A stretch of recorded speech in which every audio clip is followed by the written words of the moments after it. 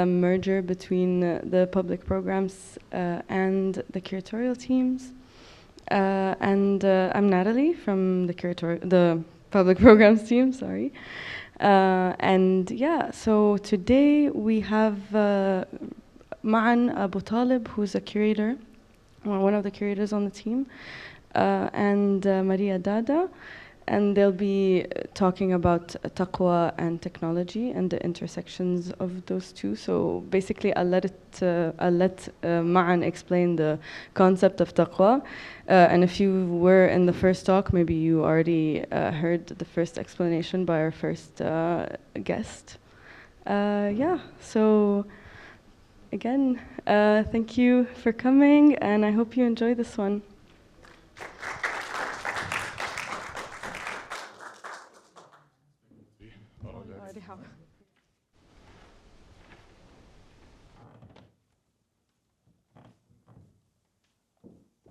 مرحبا، مساء الخير، كيف حالكم؟ أهلا وسهلا. Hello. Hello. Hi, we're pleased to have you tonight. We have a very special guest, Mariya Dada, who أنت قدمتي ماريا صح؟ بيعرفوا مين هي؟ Okay, so Mariya, is an exciting intellectual in my opinion. She's a senior lecturer and course leader in interaction design at the London College of Communication. Her work is placed within the fields of cybernetics, computational culture, and an experimental approach to philosophy. Experimental, but also rigorous, which I appreciate about your work. She has degrees both in continental philosophy from the Center for Research in European Philosophy, which I also have a degree from, and computing and communication arts from the Lebanese American University. أهلا وسهلا Maria. Thank you, Maan, and thank you, Diriyah Biennale, for this wonderful invitation and a chance to be in Riyadh. It's great. Thank you. So the reason we invited Maria is that we have been thinking about the concept of taqwa. And التقوى في العمل, taqwa in work, the devotional aspect of work, right? How do you achieve, why is it that some people, for them work is part of the worship practice, okay? And we got this idea from Sham, where you know, when you go to the artisans of the Sham, when they want to describe good work, they say this work has been done with taqwa, right? It's almost like saying this has been done as an act of worship, as a devotional aspect. Nothing has been spared. Dr. Al-Amri expounded on this really beautifully in the past lecture. So the question then becomes, how do you achieve taqwa in work, assuming that you're interested in that? How do you achieve it in the age of AI, right? Whereas, you know, AI is always kind of, not always, but a lot of the times it's seen as a shortcut, right? A way to actually not do most of the work or not do the difficult part of the work, okay? So is there a way for it actually to do the opposite? Is there a way for it to actually elevate the work back into the devotional, back into the complete sort of ikhlas fil amal, this striving for perfection in work? So we're going to explore that idea and a few others, but I would like to keep in mind this verse from the Quran, which I think can be a good, you know, sort of benchmark to keep coming to, which is from Surah An-Najm. I'm going to read it in Arabic and in English. And it says, وَأَنَّ لَيْسَ لِلْإِنسَانِ إِلَّا مَا سَعَى وَأَنَّ سَعْيَهُ سَوْفَ يُرَى ثُمَّ يُجْزَاهُ الْجَزَاءَ الْأَوْفَى وَإِنَّ إِلَىٰ رَبِّكَ الْمُنْتَهَى. And that man hath only that for which he maketh effort, and that his effort will be seen, and afterward he will be repaid for it with the fullest payment, and that thy Lord, he is the goal. Okay, that's the introduction. The first question is, and for me personally, whenever I'm working and I end up using AI, which is a lot of the time, I always have that sort of feeling of guilt or even shame, especially if the work is appreciated. I feel like there's a shameful thing that has seeped into my work. It's almost like there's a imposter syndrome that's amplified. Is that the case for you? Is that? Yes, it's definitely the case for me. But I think I mean, we don't feel that way with all technologies, right? So it's very particular for this form. And I've been thinking about that. Why is it particular for this form? For instance, you know, a craftsperson using a power tool, we don't think that they're doing anything. They don't feel guilty for using a power tool. We don't think they're cutting corners for that. So, and I think I came to the conclusion that maybe there's something about the fact that you don't see what's happening. It feels too quick. You don't see what's happening. It doesn't feel like it's kind of a mastery of anything. You know, you're not mastering. ما في إتقان, you know, that kind of thing. And it's because we can't see what's under the hood. And this is also very kind of specific, or even more pronounced in the case of writing. You know, writers maybe feel even more guilty. And that's probably because, I mean, if we go back to try and understand, I mean, when we talk about AI, we're talking about, and this kind of AI where we feel guilt, we're talking about something very specific, which is large language models, so LLMs. And they've been trained on a large corpus of knowledge, and this is knowledge that has existed and other people have produced. So there's a sort of idea of that we're copying this knowledge, that we're kind of taking it and reproducing it. So there's an element of cheating that's going on. But I think what's missing maybe in that thought is that when we write in general, you know, we always think that we're the ones who are writing. But in reality, when you write something, you've probably picked it up in your memory. It's something you've learned as a child from society. Writing in itself as an act is not an original sort of motion. It's something that we think has been because we've never looked at it in that way, and maybe we've always had a kind of an imposter syndrome because of that. But we always, you know, because we can't see the effect of culture on the way that we write, we always assume that it's kind of coming out. Now, when you write, presuming if we can say we are writing in this case, we can actually see that it is this corpus of knowledge that's producing that writing. So it's a kind of a copying. It becomes more pronounced as a copying. So I think this is, so the imposter syndrome here gets sort of magnified and the guilt gets magnified and et cetera. So it's a question of really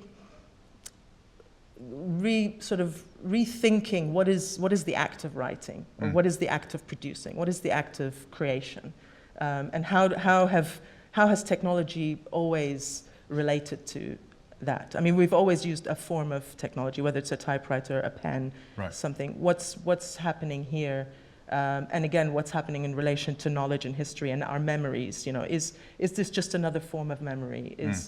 And there's, of course, we can't leave out of the equation the question of capitalism in this, and the idea of property and property rights, or because that always gets in sort of brought into that conversation in relation to LLMs specifically. I think there's one point I'd like to explore with you more that you just said, is that I think one of the differences between, you know, using a power tool, for example, a builder or a jar, a carpenter, is that you kind of have an understanding of how this tool works, right? But one of the things that you said that even people who are completely invested in AI and actually work in the field for decades actually do not understand how LLMs work, for example. It's one of these things where, you know, anything can be, the process is very obscure and nobody understands it. I think that's also part of the guilt or the shame, because you don't understand this thing that's helping you work. Yeah, absolutely. And maybe it's worth going into what we mean by which part of the LLM we don't understand, because there's an idea.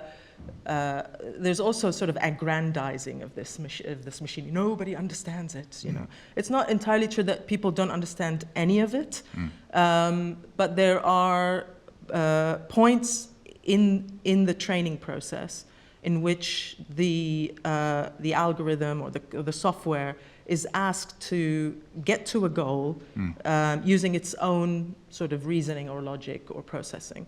And because this reasoning or logic or processing is not human, so it's not human beings doing it, it's usually a bit strange and something that humans don't usually think about. And so therefore we don't quite understand why it's doing that, and we don't quite understand what it's doing actually.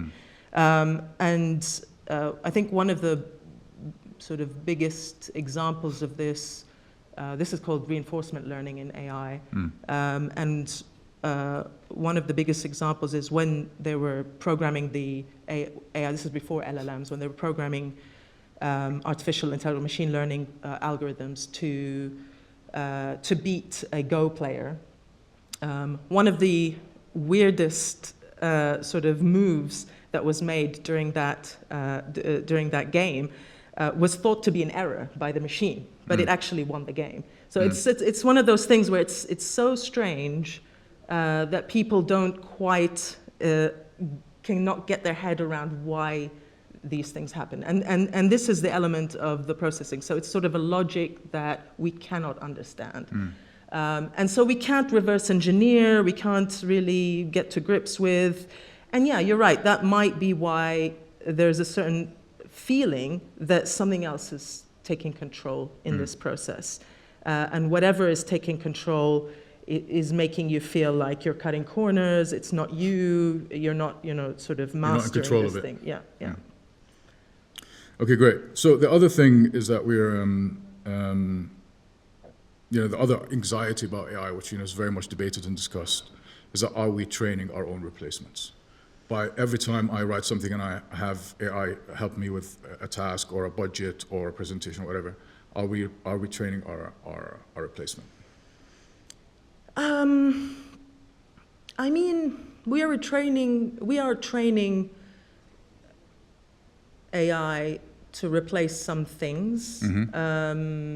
I mean, the idea of our replacement sounds a bit far-fetched, because, at least to me right now, and I think it's because I can't see a relationship between, I can't see an AI without maintenance, mainly, without somebody keeping the energy going, without, the idea that you have to, you can unplug this thing, basically, if things get too much. I think what's interesting about the AI replacing us, what I guess what we might call sort of artificial general intelligence, is that it's, I think more than the fact that it's a reality or could be a reality, is that it is the goal. It's the goal of a lot of sort of computer scientists, computer researchers who are working on AI, mostly in the US, maybe also in China. And to do this replacement, you mean? It's the sort of the ideal, the ideal. We're working towards AGI, or you might hear them say something like, "This is not the path to AGI." Right. I was working on games, and I never thought I had to start working on something else because I don't think this is the path to AGI. So it's more like an ideal goal that drives the research, that drives.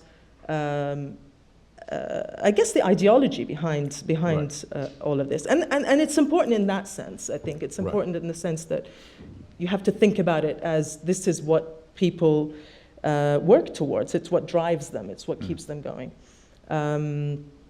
But the idea that it could happen, I think, it's very speculative, and it's also very much in the future. Right. I mean, I don't think we're anywhere near any of it. So. Okay, so I mean, there's also brings us to the issue of risk and reliance, tawakkul kaman, which comes to this kind of anxiety that's Western that maybe doesn't apply outside the West, when you kind of you'll figure something out, something will happen, a new mode of work might be created, which then brings me to two questions: what is work, right? Because I think it poses a challenge to the concept of work, all of it, and then the other thing is that you said the word ideology. And then all these LLMs, and anybody who's kind of had a chat with these LLMs will find that it is hardcore liberal, right? And then if you kind of veer outside these, Claude, for example, I've found to be very sanctimonious, very self-righteous. It will shut you down immediately if you said something it doesn't like. So it's built on a worldview that is exclusively Western and liberal, and is not allowing for anything else, which then shapes the work and the results of the work. Yeah, absolutely. I mean, one of the other things, maybe to add to the whole AGI conversation, is that it just because, I mean, in terms of, just because we can't talk about whether AI is replacing us, it doesn't mean that we can't talk about AI changing societies very dramatically. And this is, of course, then relates to ideology, and relates to the ideology that I think is built into the systems, because it's the goal, you know, the idea of what AGI is, and because AGI itself is also based on principles of evolution and biological evolution, and then which turns into a kind of machine biology symbiotic evolution.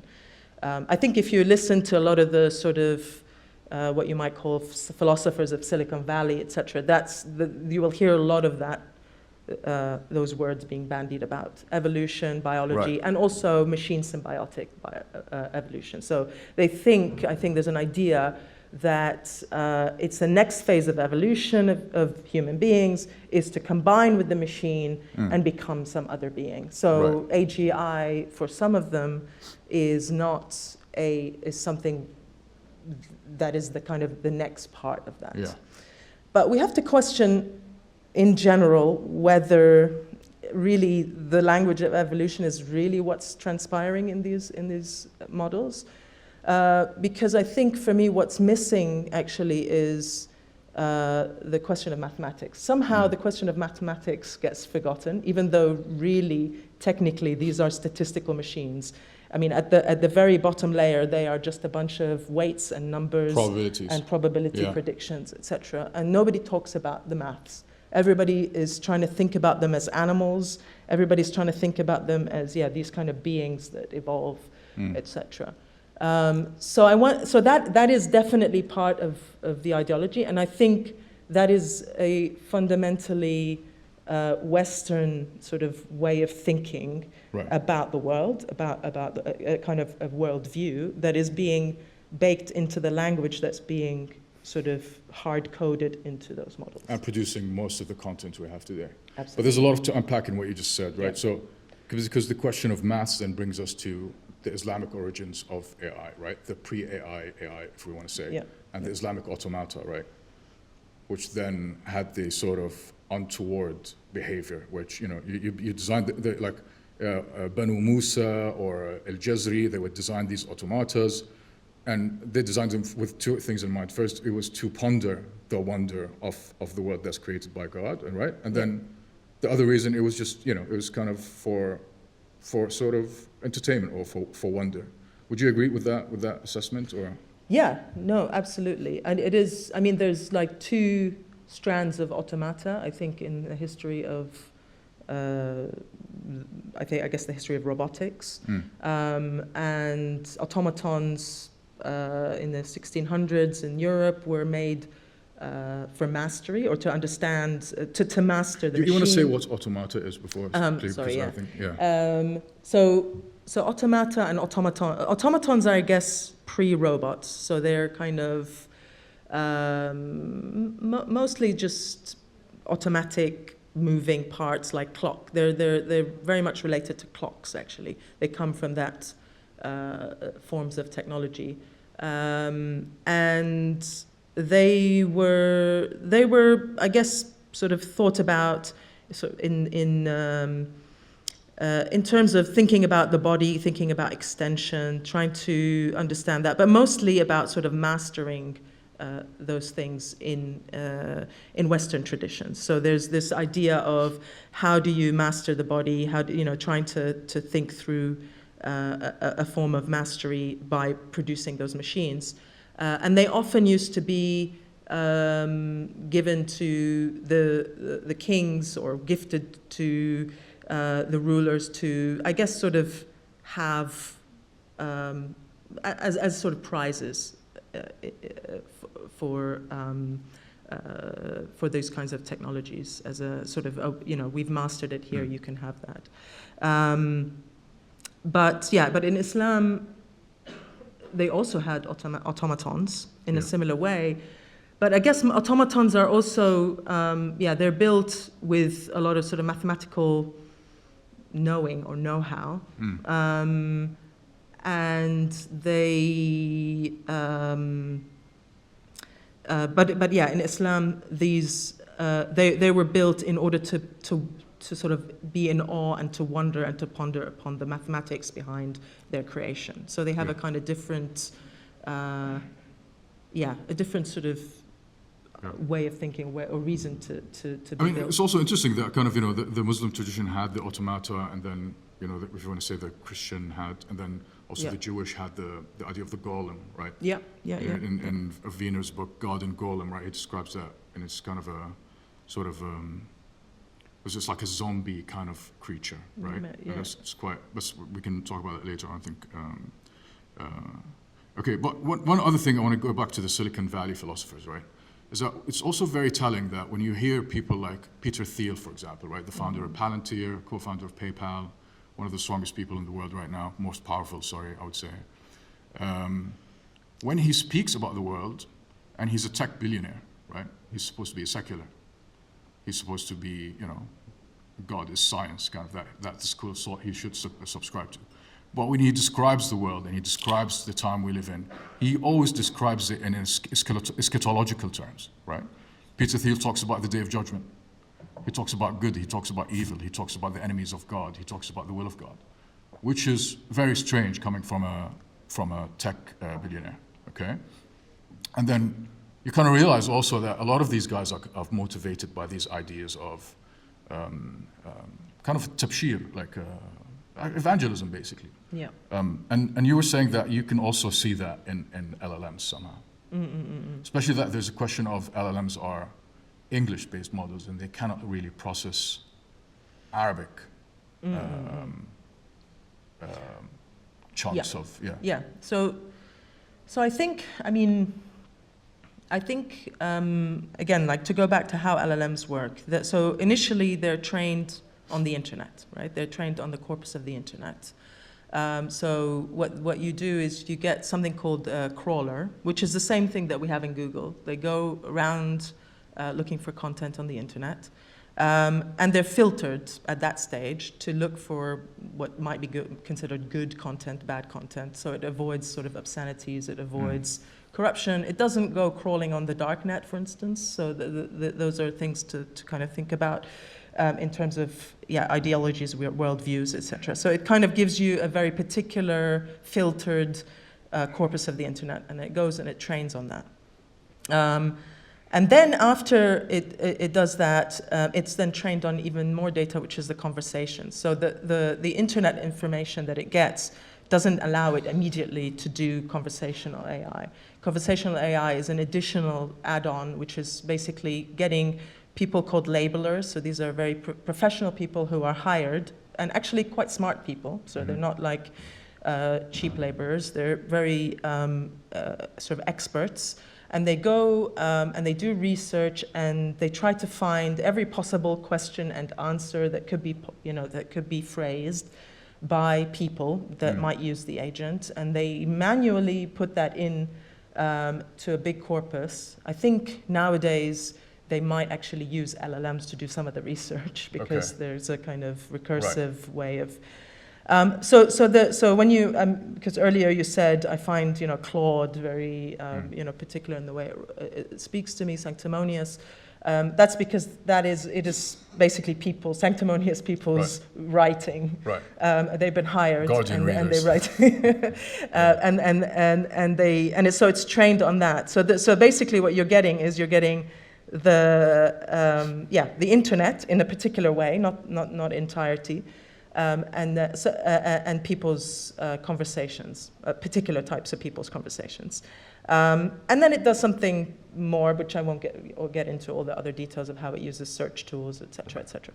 But what's important about that is that uses a lot of the kind of patterns that it finds, the reasoning patterns that it finds in the internet. in order to create thought or to create other patterns, to find the next type of pattern. Okay. And I would say that in English, I mean, as everybody who knows more than one language, you think in a particular way, right? I'm a bilingual person, and when I speak English, I think in a particular way, and when I speak Arabic, my whole frame changes. Yes. And I think there's something similar to that. The LLM, if it's trained on English, it will think in a particular way, and if it's trained on Arabic, it will think in another way. Right, because the language because the language imposes produces certain thought. logic. Yeah, Yes, exactly. yes. It produces Okay. thought. And bear in mind that there is also other actual people involved in this, not But just. are you actually saying that the people who the skilled or like the experts, are they the ones doing the thinking, and versus like the LLM is just doing building a pattern around this thinking? So the internet is doing some thinking. Okay, so that's human. That's human thinking. Yeah, of course. I mean, all of it is human thinking. All of it is human thinking. But the way that the machine finds patterns is not human, right? That's not. That's the thing that we don't really know how it works. Right. But it's human thought. You can say it's human knowledge, right? It's built on human knowledge and the patterns of thinking that's embedded in human knowledge. But what I wanted to add to that is that there are not that many LLMs that are trained purely on Arabic. Not any of the advanced models. So GPT 4, 5, if we call them, or Anthropic's Claude, Opus, was it 4.6 or something like that? Those are not trained on Arabic. I think you might find some models, GPT-2, maybe GPT-3, right. and Llama, which is the Facebook's open source model. They're trained on. There are some models that are trained in Arabic, pure, from the base. So the thinking is in Arabic. What would that look like? An LLM trained in Arabic, an advanced one at that. So there are reasons why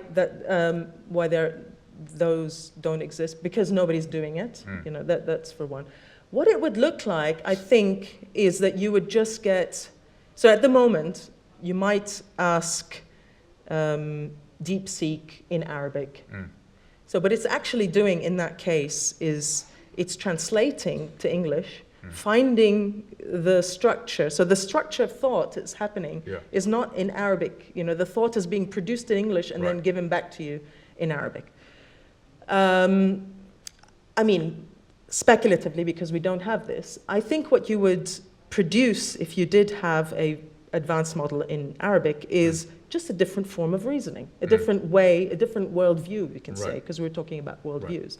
You would have, I guess, the sort of the knowledge, epistemology, if we talk about knowledge and epistemology, the Arab knowledge and way of thinking. That would be like a severely different, like a radically different, because for example, like the basis of the way people think about thinking machines now, and the separation of body and mind, that the thinking machine is a bodiless intelligence.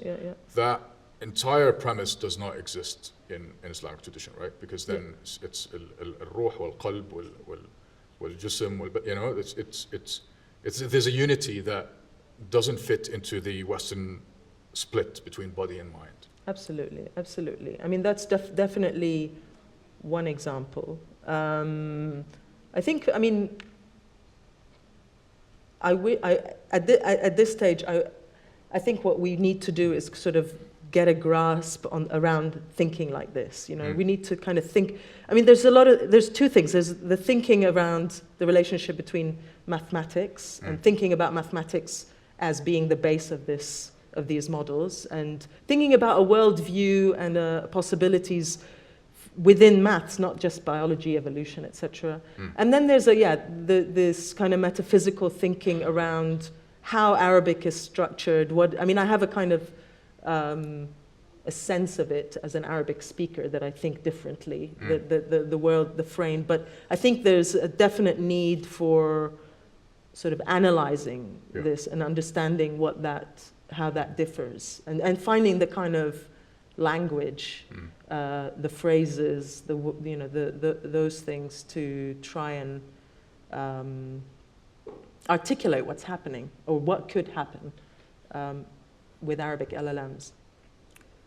Okay, there's another aspect also. I think we should back to the theme of work, right? And it's a two-part question. The first one is that, you know, with the Industrial Revolution, it was promised that, you know, humanity is going to achieve a new level of, what's the word, like, you know, we're not gonna have to work 6 days a week. We're not gonna have to toil. Yeah. And obviously that did not happen, right? And then there is this, you know, like there's the also kind of optimistic discourse in AI today that, you know, AI will relieve us of much of the work. Obviously that will not happen. But what it'll probably do is that it's create new types of work. Yeah. The question is, I want to get back to is, what is work? You know, how has this idea has progressed? And yeah, let's answer that and then we'll discuss the second bit. Yeah, so, I mean, work in a kind of maybe Western tradition has a particular way of being understood, mostly in relation to mastery, right? I mean, not entirely, not the whole of Western tradition. I think maybe sort of in Protestant thinking, there's an idea of submission in relation to work. So you don't work, you work for something higher than you work for. I guess in a way it's kind of similar to Taqwa, maybe. Yeah. But mostly, if you look at the Western sort of from Plato, Aristotle, the idea of techne, poiesis, the separation that they created. Work for them, there's definitely a certain mastery of the tools, mastery of the craft. So there's a kind of element of sort of controlling, mastering, etc. And then also even later, if you think about Marx, when he talks about you know, the work, laboring, etc., there's an idea of mastering nature. So the way of controlling nature and within that. So when we talk about work, when we talk about craft, if we are very influenced by that sort of ideology, then this is the thing that comes mostly to mind, I guess. But yeah, of course, work, this is a particular tradition, and work doesn't have to have that. As I said, sort of in Protestant, there's a sort of, you're not working for yourself, you're working for something higher. Right. And as the surah that you just read at the beginning, right.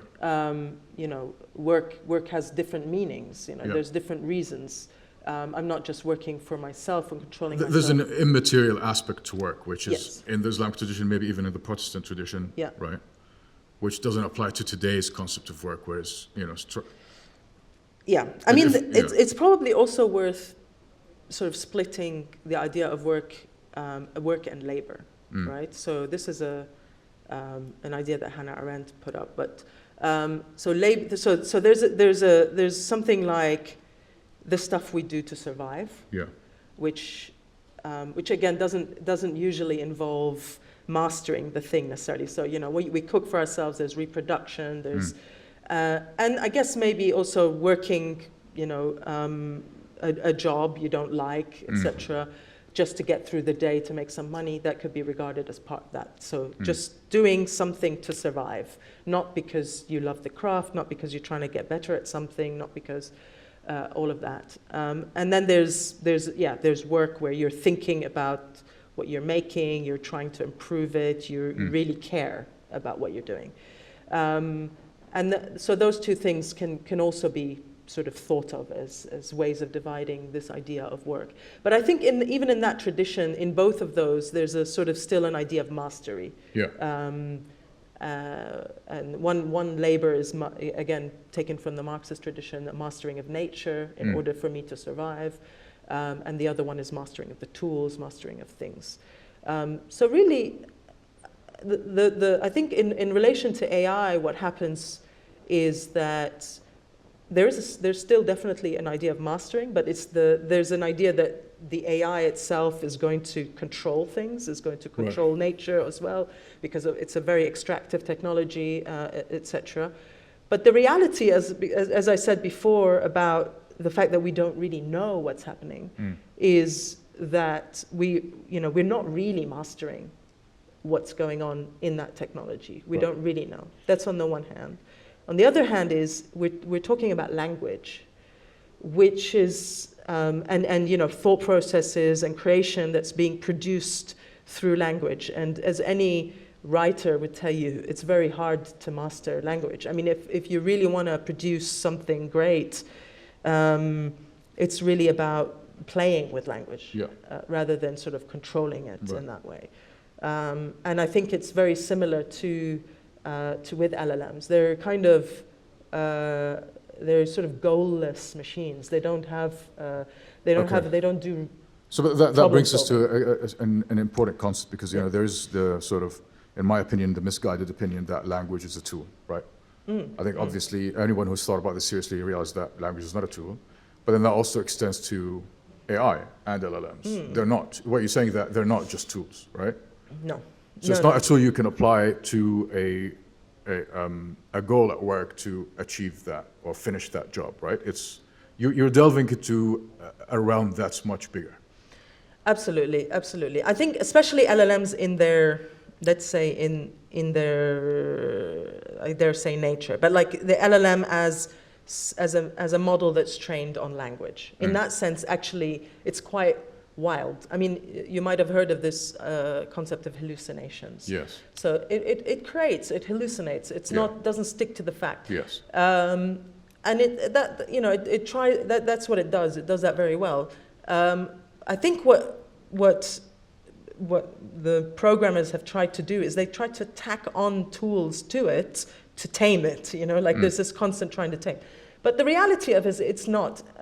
We are dealing with language. No matter if you add conversation to it, you could try and allow it to use code or to make it more exact. You can give it a bit of a reason or et cetera, to tame it. But in itself, it's not. And I don't think we'll ever, I mean, it's never reliable enough to not produce hallucinations. So it will never be reliable enough to be depended on as a tool. To be always sober. Absolutely, exactly. And so really, maybe we should try and think about what it could do as another way. Again, like it with another worldview, with another ideology. Try to think about what it could be if it isn't a tool like that. Okay. All right. I mean, we're really running out of time, but I have many, many more questions. I'm sure people in the audience might have questions as well. Yeah? Okay. So I'm going to ask one more question, and then we'll see. Basically, there's a macro element to the issue of work again, which is kind of economical. It is economical, right? Which is many developing nations depend on cheap labor.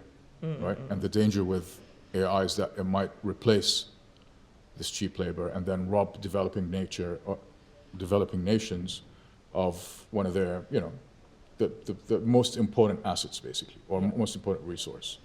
That is kind of another sort of wave of Western supremacy that, you know, might affect, you know, how the world looks for the next 100 years, maybe. I don't know. Do you have any thoughts on this? Yeah, I mean, again, we're talking about LLMs, and we're talking about language, and so what we're talking about is knowledge, the knowledge economy, right? So it's a knowledge model, and so things like robotics, for instance, hasn't advanced that much, but I think within the knowledge economy and within thinking, and this is a kind of slightly kind of far-fetched idea I've been going into. But I think human labor has, for a while now, not been that important for, let's say capitalism, okay? Because, so if we talk about industrial revolution, we can talk about this idea that we need to control labor, we need to create efficiency, etc. And I think the reason for this is because labor at that time was the most volatile sort of all of the different aspects of the capitalist sort of chain of production. And how volatile in what sense? In the sense that people's bodies at that time would get sick, people would not be able to work anymore. Right, epidemics. Exactly. Right. Exactly. So like basically, labor itself was Labor going itself up and down, was like going the up stock, and down. the stock Exactly. market. Exactly. Okay, okay. And there's this idea within sort of capitalism studies, you can say, that actually today, it's not labor that creates value. So, Marx's labor theory of value is not true. It's actually volatility that creates value. Right. And today, if we look at, the world today, labor is not the most volatile, actually, because we're healthier, we're able to work, we're replaceable as well. Exactly. What's actually more volatile is other things like financial market, like logistics, like shipping, energy, right. other things on the supply chain. And so if you control those within that, then you're more likely to be able to make the most capital, And that kind of maybe starts to give us a sense of why replacing sort of labors or replacing work has a different sort of flavor to it today. But anyway, this is sort of a new way of understanding why AI is also gaining traction or becoming something that's is more acceptable, I guess. Yeah. Okay. Questions? تطنجي تفضل. And if you allow me, I will just ask my question in Arabic. Sure, تفضل. Okay, and then I'll leave to Maan if there's any. لا ماريا بتفهم عربي. To brief for our non-speaker sure. audience. بصراحة شعرت بامتنان كتير كبير بمجمل الأفكار الفلو اللي سمعته اليوم من حضراتكم، لأنه كمان ضوى وحط نقاط على الحروف لأشياء كنت دايما ككاتب بفكر فيها. ولكن بالحديث عن اللغة العربية تحديداً، وأنا بكتب من عمر 7 سنوات، ودايماً بحس إنه اللغة العربية فيها نوع من الانسجام بين 3 عناصر مهمة جداً بثقافتنا، هي مستمدة من الروح والنفس والعقل. فبالتالي اليوم في شعور بالانتشاء أو النشوة بحس فيه دايماً لما أخلص نص وكون كاتبه. يمكن بيشبه الخلق، ويمكن بخليني أشعر بتواضع أكثر كل ما أوصل لهيدا الشعور، بعكس ما الإحساس بالتضخم أو الإحساس بالسيطرة أو بالهيمنة. ويمكن هيدا هو بصلب فكرة التقوى اللي عم نحكي عنها. كل ما أنت تتقدم بالنضج وبالحكمة والارتباط بالوسدم بهيدا المحل، هو دايما بثقافتنا في إحساس إنه الشعر والفلسفة والكلام المهم بيجي من تجربة فيها حكمة وفيها هيدا الانسجام مع الداخل. وهول الشغلتين، الحكمة والهارموني، الانسجام، ما بحسهم بإجابات الآلة أو تشات جي بي تي أو كل هيدي البرامج اللي نحكي عنها اليوم، أو هي الآلة أو هي الأداة اللي بتمثل وراها فكر أو طريقة تفكير، مثل ما معن كان عم يحكي. السؤال: هل يوما ما إذا تم لسبب ما سيناريو حقيقي أو متخيل، صار عندنا قدرة إنه نطور نحن نماذج مبنية على اللغة العربية من الجذور، مثل بعض التجارب اللي تفضلت ذكرتيهم، هل ممكن أن تستوعب هيدا الثراء الضخم تبع ثقافتنا، هيدا البعد الروحي أو الروحاني، وأيضا فكرة العلاقة بين المعرفة والحكمة اللي جاي عنا من الشعر العربي ومن الرواية ومن الفلسفة وغيرها؟ شكرا. شكرا إبراهيم. So, shall I rephrase the question very quickly? Basically, our colleague Tutanji was asking about whether a certain kind of LLM would be able to absorb Arabic with all its intricacies, its البعد الغيبي اللي بالعربي, which is like the transcendental aspect of Arabic, and would be able to grasp that unique logic of Arabic that comes from العقل من, the 3 elements, which is العقل والروح والجسد. كنت عم تحكي the spirit and the heart والعقل. So it's a completely different model of knowledge and being, which is unique to Arabic, which then might break the logic, I think, of the way LMs are trained now. That takes me to a question that I wanted to ask about, which is that, you know, in Islam we have 4 types of knowledge, right? Which is, you know, the knowledge of Allah, which is total and complete, and then the knowledge of al-malaika, the angels, which is given but cannot be expanded, and then there's a knowledge of Iblis, shaitan, which is misunderstood or badly understood, if you want to say, and then the knowledge of human, which was bestowed by God, and it's able to be expanded and learned. You know, علم آدم الأسماء كلها, right? So then that poses the question, I think, which builds on Stanji's point, is AI a new type of knowledge?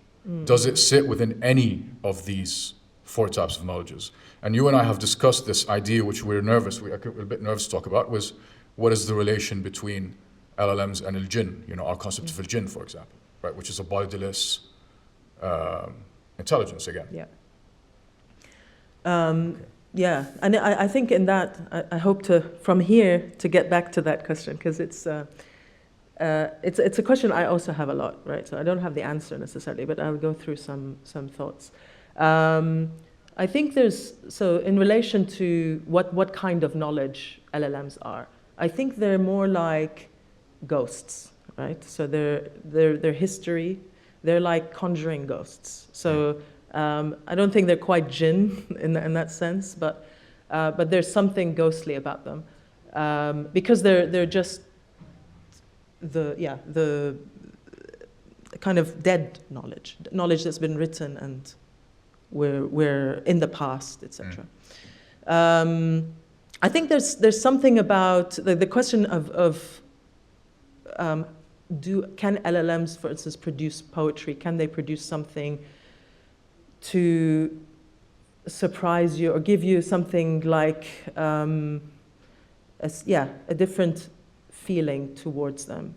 I think they can, yes, but they do have to be trained on that, and they're not at the moment, so they won't do it in Arabic, because there's one thing that's, I think, again, about like the system of thought and thinking that always comes up. It is poetry cannot be translated. It's very hard to translate poetry. So if you don't understand the language, if you don't get it, if it's not native to you, you don't get the feelings of whatever that poetry is trying to tell you. And I think it's a similar thing with LLMs, you know, like because it's not trained on this, it's translating, so it's never gonna produce something for you in that way in its current state. But I think it could. I mean, maybe I'm an optimist in that way. I don't know, but I think it could. And I just think that the process of writing has to change. I mean, you know, you're saying, you know, I was 7, I was writing in this particular way, and I have a, you know, way of. There's a lot of things. I mean, I was when I started writing, I was writing with my hand, and now I have to write with computers, and I can't. You know, like I have to write with my hand. I keep writing with my hand. And it's something like that, you know, you have to learn to use that technology to produce poetry, and the technology has to be able to do it. So there's a lot of those things that come into the picture. Yeah, that's, yeah. Sabih.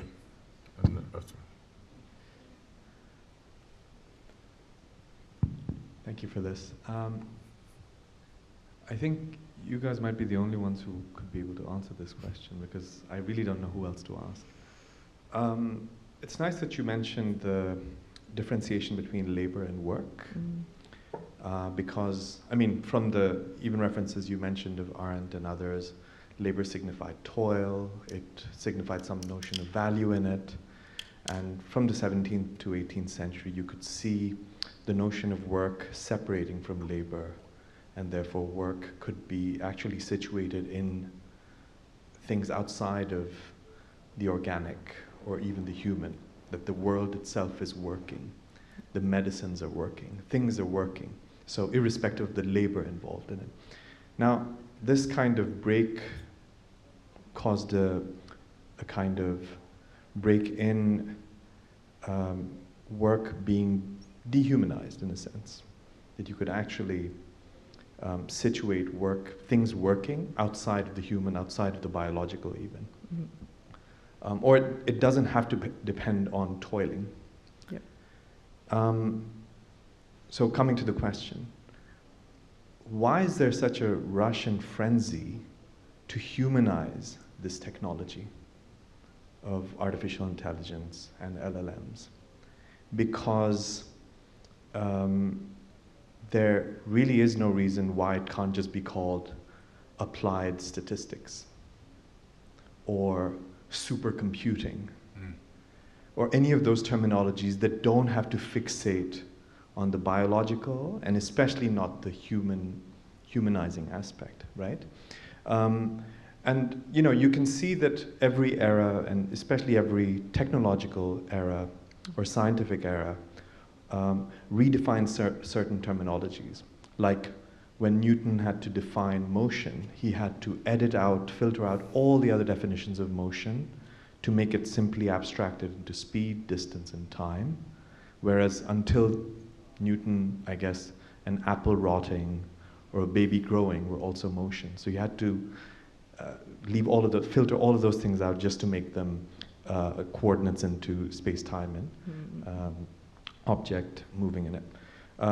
So yeah, what's this frenzy to, and why do you think there's this frenzy to humanize these things? Or even like, yeah, I guess that also comes within the humanization, that the emphasis on making robotic dogs, not scarier creatures like spiders, even though actually those dogs are working like spiders, the Boston robotic stuff. Like if you see them fall and get back up, it's a spider movement, it's not a dog movement, right? And then you really get scared. So that's also part of humanizing it rather than, because it is a domesticated animal kind of thing. So that's one part of the question. Why do you think there's this rush to humanize this particular technology? And we know that it actually falls back in another era when humanism was being expounded in the West, with the underbelly of extreme dehumanization, of enslavement and all that. It was coinciding, no? The entire humanities and humanism era was built on the foundation of dehumanizing human beings that were not white. So that's one part, frenzy of humanizing. And second, we know, for instance, in art, and in the Islamic context, me growing up, making drawings of human beings or biological creatures was, a gray zone. It's, you don't want to replicate the act of creation, which is only ordained for one and only one entity, right? Or at least human in life. You don't want to replicate that. So in this humanization of technology, where does the theological question sit that there is a mimetic act going on of creation, which actually falls into that gray area that we should not be doing something that mimics an act of creation in that divine sense that we're, So maybe, yeah. I hope that this made sense. Absolutely, yeah. And actually, the thought that came to my mind as you were speaking was the word representation, because obviously, in Islam, this is the idea that you shouldn't have representations of people. And actually, what LLMs are, and we can talk about AI, I'll try to bring that back to why AI in general is a representation, right? So when they first started working with AI originally, when it was sort of more kind of game modeling, simulation, etc., they lacked a representation of the world, and so the idea of representing the world is important. And the way the internet and its corpus became that representation. But I think there's a kind of other representation, which is that the internet is human knowledge, right? So this idea that it is human for sure. But I think there's also this question of it's not just humanizing, it's a particular humanizing. It is a particular, because you mentioned humanism, and when we talk about humanism, we talk about it in relation to kind of the history of Western humanism, particularly. And so it's reproducing a representation of a Western form of humanism, which is very much tied to the history of how the West sees itself and sees its own sort of historical, rationality and through evolution and through the idea that AIs are a continuation of this evolution as a co-evolution of this Western human. So that would be the kind of idea of why there's a need for humanizing, because humanizing is westernizing, and westernizing is what this what this stuff is. But then so then the other part of your question, which is about in Islam, of course, we don't have a need to for this kind of representation. We don't have to do that, to create people, to think about that knowledge as human knowledge particularly. Right. We can look at it as maths. We're very good. I mean, in place of representation, we had geometric sort of figures. We had these kinds of ways of seeing representation, or what's in place of a non-representational world. We can think about it.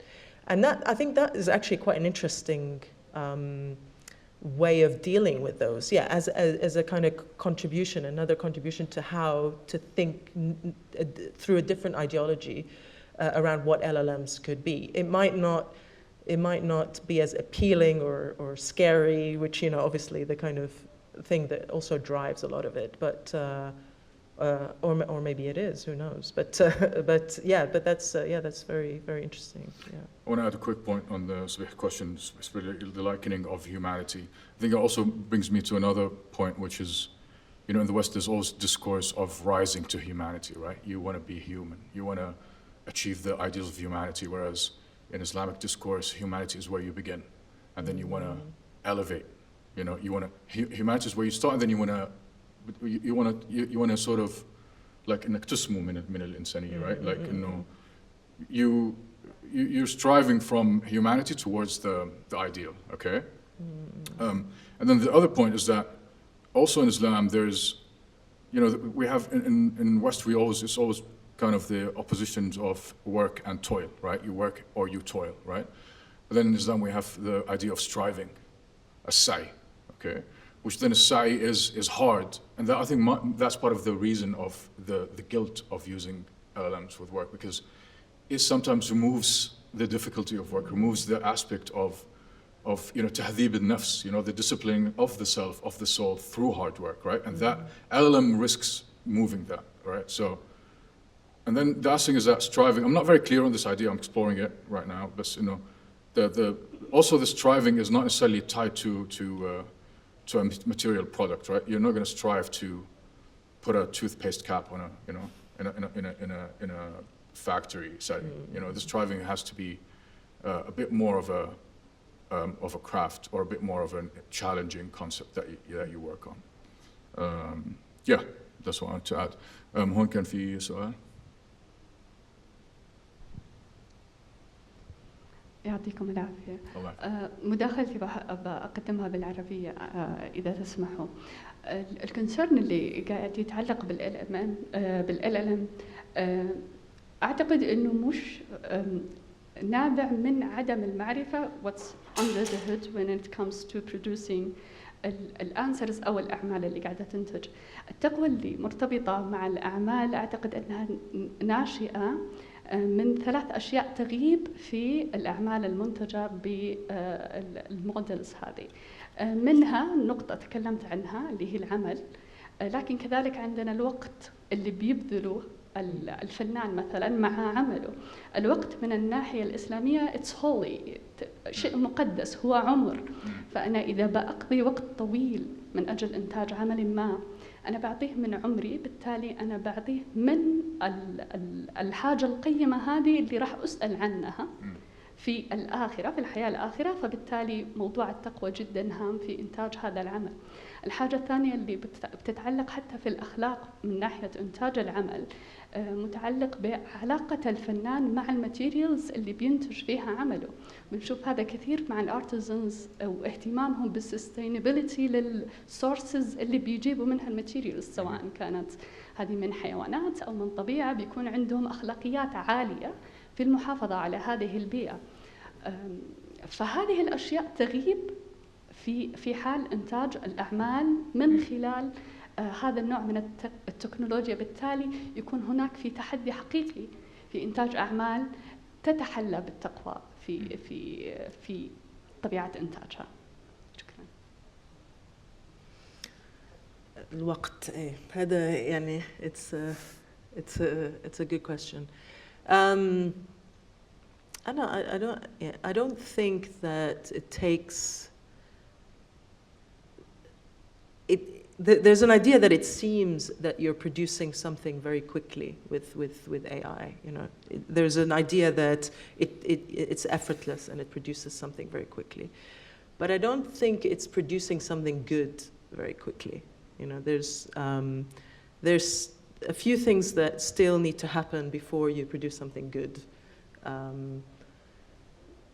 One is you have to understand what good is, right? And that takes time. It still takes time.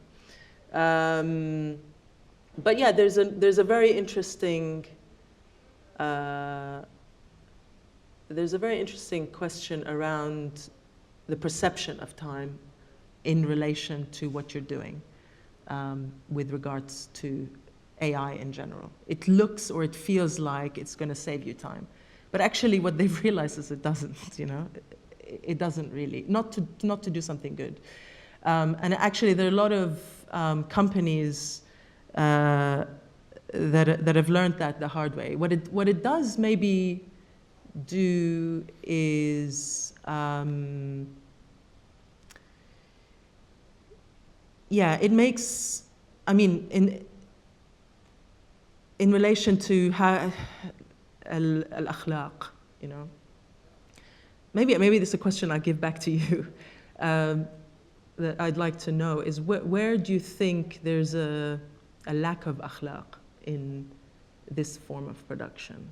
Because I mean, okay, we can talk about. I mean, if you're talking about the environment, sustainability, etc., that's definitely a huge question.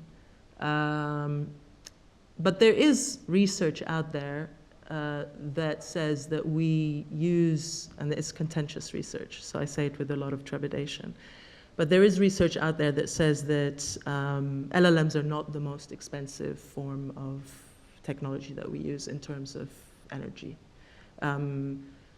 And, you know, there's also the idea that it's overhyped, the amount of, so the idea of extraction, etc. It's very extractive, but there are lots of things that are extractive that we also cannot do without.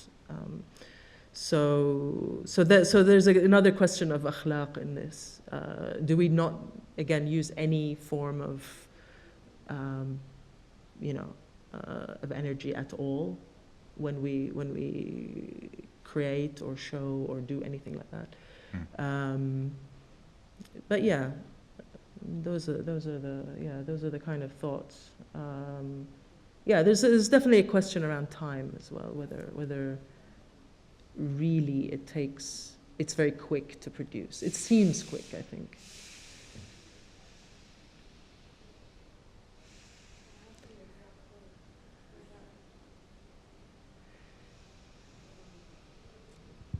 Yeah, I have a good example for that, like what it produces quickly. When I go around and look at, which is kind of like embarrassing.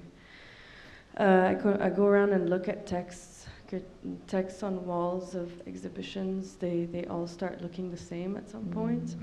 And I realized when I try to write through LLMs that it loves like 2-sentence structures, and if you just let it be, it will write a whole paragraph of just like, it loves listing, and it loves telling you what things are not. So it tells you X is not a static repository, but it is a something, something, something, something, something. It loves these sentence structures. So if you start noticing them, you see them everywhere. And dashes. Yes. And now people are deleting M dashes from their lives. But it's actually a useful thing. It's really annoying. But when I try to push LLMs to change the way they structure sentences, the way they express themselves, I don't know what gender to, anyway. I start getting in a loop with them, and then I start realizing, okay, you're getting stuck, and I'm here trying to get you unstuck when I could just do this thing myself. So I get to a point where I'm also feeling guilty about the environment. So at some point, it's like, whoa. When do I stop pushing this thing? Why am I even here talking to a ghost, as you Yeah, absolutely. I mean, they have limits, and also, I mean, I think you know, if you're using an LLM to just produce your writing, it's not going. That's not what it's necessarily good at, as you said. But also, I think now, because you mentioned M dashes, et cetera, I think now they are also changing the style of writing. You know, people now who maybe naturally used M dashes or naturally would do sort of, I think it also does like threes. It loves threes, you know, this, comma, this, comma, this. Yeah, now when we write stylistically, we write with that style, knowing of that style. You know, it's part of the thing that we either avoid or it becomes a kind of style of cutting corners, right? So if people see it, they think, oh, this person hasn't put a lot of effort into what they're doing. But we know this. We're coming to know this more and more and see that style. And so if we do use an LLM, we don't do that, or we try to, as you say, try to circumvent it, or we try to just get the information that we need and write with our own style, or, you know, all of these rewrite and et cetera, et cetera. It doesn't mean that they're not good for sort of brainstorming, if they're not good for generating ideas, because it's not just about generating the writing. It's also about, as I said, they're models that have patterns of thinking in them, and they're reproducing and mashing these patterns in order to produce other patterns. So the pattern of writing might be very sort of stylistically boring, but the ideas behind them could be very generative. So. But that's exactly what I mean by, like, it takes time. It takes time for you to understand that, because you have to interact with the LLM over and over, get into those loops, figure out how to get out of them. You have to learn the craft. It is a craft. But it's just a different craft, you know? Like the whole, what it does is just completely different to other ways of writing, I guess. But it is a form of writing as well, still.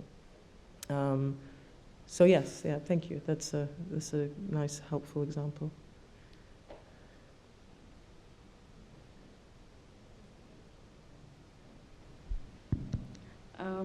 So about ethics.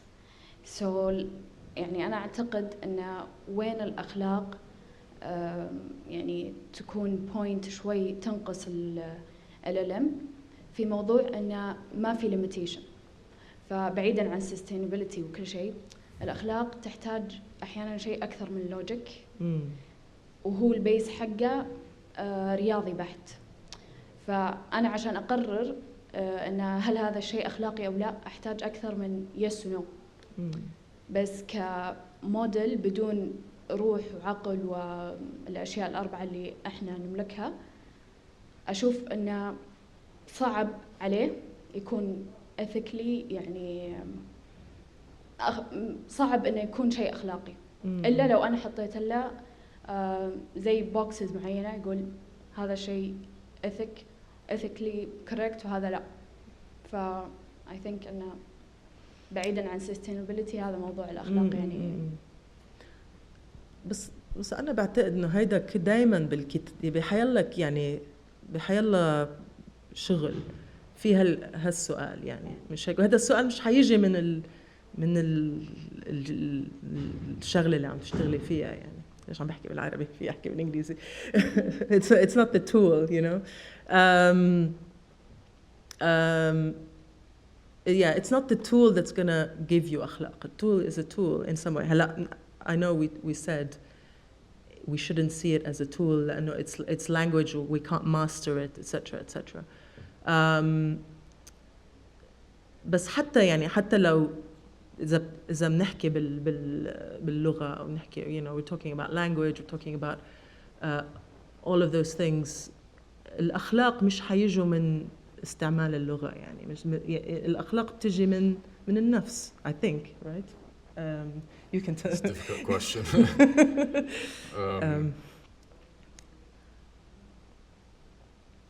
Okay.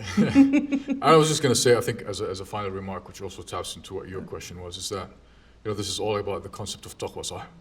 And then the التقوى هو إشي بينك وبين نفسك وبين ربك. ما حدا بيقدر يعرف. Nobody can know for sure if you actually did this thing in taqwa or not, except for yourself, right? Mm-hmm. And that also applies to your use of AI. Nobody knows except you the goal and the reason and the way you use this AI, right? And as they say, الأعمال بالنيات. فنية العمل, نية الاستخدام, نية التعامل مع هذا الذكاء الاصطناعي is what I think is the unique individual answer that each one of us will have to answer themselves